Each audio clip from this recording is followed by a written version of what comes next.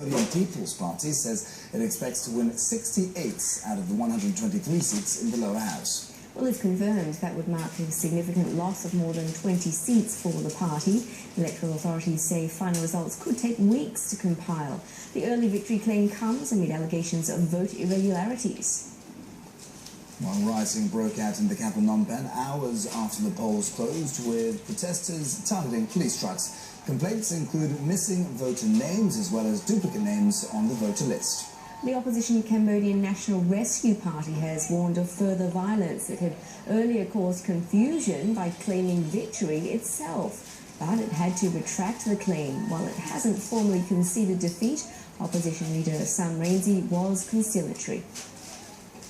It's a great day that we celebrate, the whole nation celebrate. This is the victory of the whole nation, for the whole nation. With this advance of democracy and the democratic spirit. Mr. Rainsy also called for calm, adding it's too early to draw conclusions about the polls. He couldn't run in the elections because he returned from exile too late to take part. Well, he was allowed to go home after receiving a royal pardon for criminal convictions, which he said were politically motivated. Well, for more analysis on the election, we're joined by Dr. Banarith Chiang, a lecturer of Asia-Pacific Studies at the University of Leeds, and he joins us from Phnom Penh this morning. Now, early results show Prime Minister Hun Sen's party won by a significantly reduced margin. How much of a setback is that to him, and how will that impact his future governance? Well, this is a very critical juncture in the democratic process in Cambodia.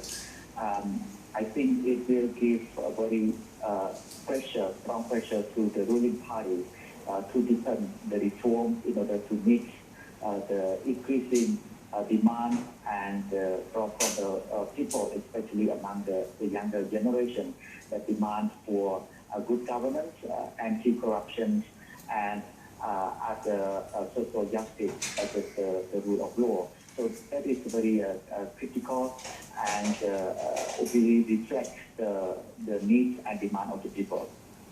And Dr. Vanner, the opposition's warned of violence resulting from voter irregularities, although leader Sam Rainsy has called for calm. What are the consequences if the claims aren't taken seriously?